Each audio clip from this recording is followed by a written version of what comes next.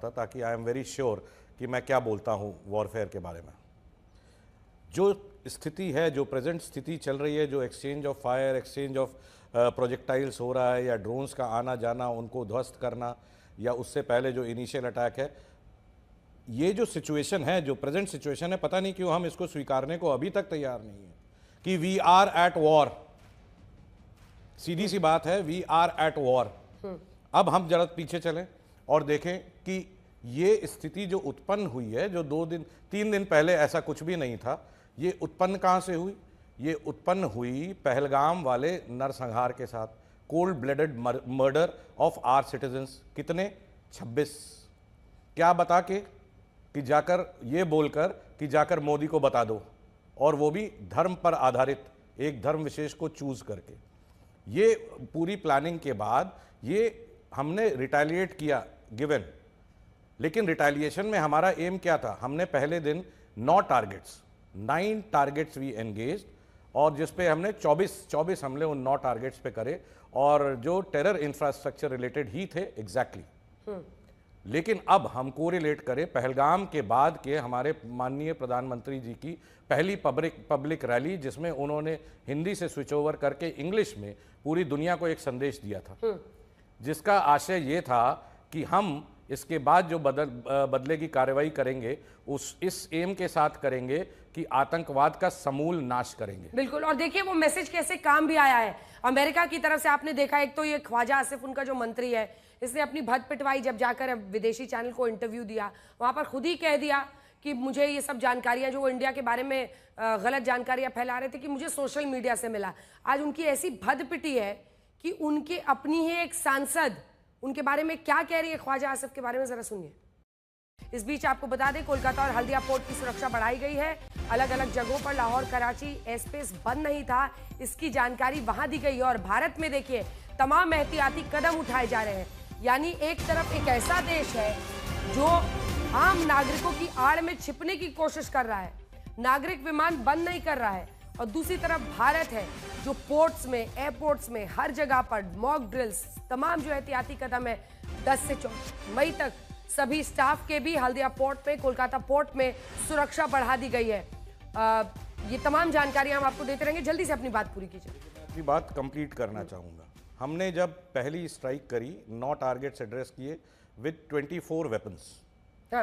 हमारा एम क्या था? समूल विनाश। उसके बाद हम जस्टिफाई करते हैं कि हमने ये किया, और दुनिया ने मान लिया। और अब लेकिन प्रश्न ये उठता है, क्या आतंकवाद का समूल विनाश वहाँ हो गया? अगर कितने टेररिस्ट मारे गए इन स्ट्राइक्स में? नंबर ऑफ स्ट्राइक्स ज़्यादा थी, नो डाउट्स, लेकिन बालाकोट के मुकाबले अगर उस समय 300 का एस्टिमेट था, तो इस बार खाली 100 का एस्टिमेट है। और वो जिहादी सोच या मानसिकता या आने वाले समय में वो दोबारा पनपेगी, इस पे हम अभी तक प्रहार नहीं कर पाए हैं। मुझे अपनी बात कंप्लीट करने दीजिएगा। देखिए, इसके बाद क्या होता है, पैरेलली कंकरेंटली क्या चल रहा है कि यूएस गवर्नमेंट से भी अलग अलग वक्तव्य आ रहे हैं। पहले दिन के एक्शन के बाद आया कि भाई रिस्ट्रिक्ट करें एंड इसका एंड जितनी जल्दी कर सके करें। दूसरे दिन ये आया कि पाकिस्तान इमीडिएटली विड्रॉ करे। और आज मॉर्निंग जो जेडी वांस साहब के दफ्तर से जो ट्वीट किया गया या एक्स पर जो वक्तव्य आया, वो ये आया है कि यूएस इंटरफेयर नहीं करेगा। जिस दिशा में ये वक्तव्य यूएस के चल रहे हैं, वो ये चल रहे हैं कि उन्होंने अपनी तरफ से जितनी स्पष्टता से जाहिर कर सकते हैं कि भारत आगे बढ़े और अपनी नेसेसरी कार्रवाई करे, उन्होंने हमें भी छूट दे दी है। बाकी उनके यूएस की छोड़िए, बाकी जितने देश हैं, द पार्ट्स दैट बी, उनका सपोर्ट भी हमारे साथ है। तो मुझे ये लगता है कि जो apart from the press briefings, जो कि बिल्कुल पिन पॉइंटेड होती हैं, अभी काफ़ी है। अभी जैसा कि हमारे पूर्व सेनाध्यक्ष जनरल नरावने ने भी 2 दिन पहले एक ट्वीट किया था और बताया था कि पिक्चर अभी बाकी है। और उसके बाद पूरे देश में एक गजब लहर चल गई थी कि पिक्चर अभी बाकी है, क्योंकि देश में इस बार लोगों का जो एक सेंटिमेंट है वो इस बार आर पार का है। और देखिए, हिमाकत लगातार 2 रात से अगर पाकिस्तान कर रहा है, तो जनरल मतिमान अभी हमें क्या करना चाहिए? आपको क्या लगता है क्या होगा? क्योंकि अगर वो नागरिक विमानों को रोकता नहीं है, जाहिर तौर पर भारत जैसा मुल्क कभी भी नहीं चाहेगा कि परिस्थिति कितनी भी विषम हो, हम आम नागरिकों को और उनकी आड़ में छिपने की कोशिश कर रहा है वो मौलाना मुनीर। देखिए इस पर भी मैं रेगुलेशंस, एयर रेगुलेशंस का हवाला देते हुए आपको बता देता हूँ, स्थिति स्पष्ट कर देता हूँ। जय हिंद दोस्तों, अभिषेक ऑफिशियल टीवी में आपका स्वागत है। आपने इस डिबेट की वीडियो में सुना होगा भारत पाकिस्तान का युद्ध का चौथा दिन हो चुका है, जिसमें ऑपरेशन सिंदूर चलाया गया था, जिसके तहत आतंकवादियों से बदला लिया गया। इसके बौखलाहट में पाकिस्तान ने भारत के लोगों पर ही अटैक कर दिया और इस तरह से युद्ध छिड़ दिया। और युद्ध के चलते उन्होंने बहुत ही गलत तरीके से सिविलियन को मारना चाह रहे हैं और बहुत ही युद्ध की बातें हैं, लेकिन युद्ध में बहुत ही ज़्यादा नुकसान हो रहा है, जिसमें आम लोगों का हो रहा है यहाँ भी वहाँ भी। लेकिन पाकिस्तान ये सारी बातें नहीं समझता, उसको बस मारना मरना आता है, क्योंकि वो जीत तो पाएगा नहीं, लेकिन हार कर ही दम लेगा। देखने वालों के लिए कि अगर इस तरह की होस्टाइल एक्टिविटी आपके मेनलैंड पर चल रही है और आप जो सिविल यातायात है उसको रोकने के लिए नोटाम जारी नहीं करते हैं, तो उससे होने वाले नुकसान के लिए भी आप खुद जिम्मेदार हैं। ठीक है, तो हम इस चीज की चिंता छोड़ दें कि पाकिस्तान का क्या नुकसान होगा। जो गलत ट्रैक पर है उसको गलत ट्रैक पर रहने दें। फिलहाल आज तक की अपडेट के हिसाब से 26 हमने पहलगाम में खोए थे। कल की सिविलियन एरियाज पे पाकिस्तानी अटैक्स के बाद 16 लाइव्स हमने और खो दी, हो गया 42, 59 इंजर्ड हैं। तो इन इफेक्ट अब तक हमने अचीव क्या किया है? आतंकवाद का समूल नाश हुआ नहीं। तो रावल 26 हुई थी, 16 ऐड हो गई उसमें। 42 बहावलपुर और मुरीदके में जो हमला किया वो आपको नहीं लग रहा है कि एक डिसाइसिव कदम था? और शायद पहली बार हमने किया ना पंजाब में, इससे पहले किया था क्या? बिल्कुल किया। उनकी जो बिल्डिंग्स है, टेरर इंफ्रास्ट्रक्चर मींस व्हाट, वो बिल्डिंग्स है। आप फिजिकल मींस से किस चीज को एड्रेस कर सकते हैं? फिजिकल मींस से आप फिजिकल थिंग्स को एड्रेस कर सकते हैं। नहीं तो आप और जो कि हमारा क्या एस्टिमेट करना है, चाहिए?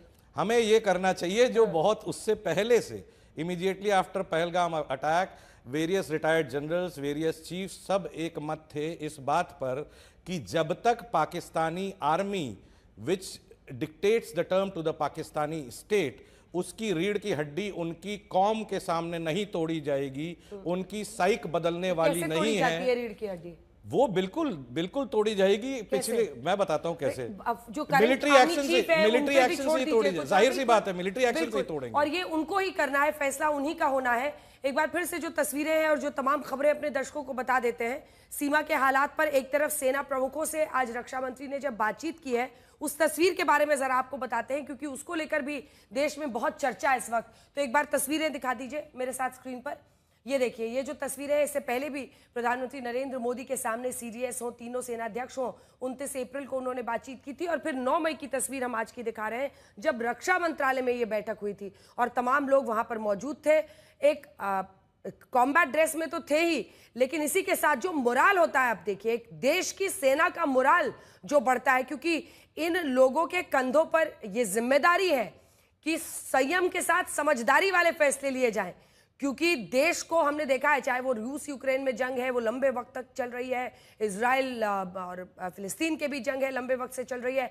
कोई भी जल्दबाजी में लिया हुआ फैसला सही नहीं होता है। और इसीलिए भारत ने अभी तक जिस तरह के कदम उठाए हैं, उसकी खुशी उनके चेहरे पर दिखाई दे रही है। यह अपने आप में सबसे बड़ा संदेश है। भारतीय सेना का हौसला बुलंद है और इन तस्वीरों से उन तमाम सैनिकों का हौसला बुलंद रहेगा जो सरहद पर इस वक्त भी तैनात है। देखिए, मोर्चे पर जो हमारी तमाम डिफेंस सिस्टम है, वो अब एक एक करके जो हमने जानकारियां इकट्ठा की हैं आपके लिए कि आखिर हमने कैसे पाकिस्तान को ध्वस्त किया। तो हमारे एयर डिफेंस में आज हमने किन किन डिफेंस सिस्टम्स का इस्तेमाल किया है, एक के बाद एक जानकारियां आपको देते हैं और जो ग्राफिक्स है उसके जरिए आपको बताते हैं। क्योंकि अगर हमने अपने सुदर्शन चक्र कहने वाले S-400 का इस्तेमाल किया है, तो दुनिया की ये सबसे सक्षम एयर डिफेंस मिसाइल सिस्टम मानी जाती है, सबसे सक्षम। और देखिए, इजराइल के आयरन डोम की हमेशा बात होती है कई जगहों की, लेकिन जिस तरह से इसने काम किया है, अत्याधुनिक रडार है, टारगेट पर सही किया गया था। अंजना का साहब एंकर है और उनके साथ है पूर्व रक्षा विशेषज्ञ जो कि बातों को बता रहे हैं, और उन्होंने बताया कि किस तरह से युद्ध हो रहा है और पाकिस्तान किस तरह से युद्ध में छिपकर मारने की कोशिश कर रहा है। क्योंकि कोई भी युद्ध में सिविलियन को नहीं मारा जाता है, वो युद्ध में सिविलियन के सहारा लेकर भारत को हराना चाहता है, लेकिन उसके इरादे हमारे आर्मी सेना के जवान नाकाम कर देंगे, खड़े होने नहीं देंगे। क्योंकि उनका जो भी जज्बा और देश के लिए प्रेम है वो देख कर वो पागल हो चुके हैं। तो आपको क्या लगता है कमेंट कीजिएगा और मिलते हैं अगले वीडियो में। तब तक जय हिंद, जय भारत।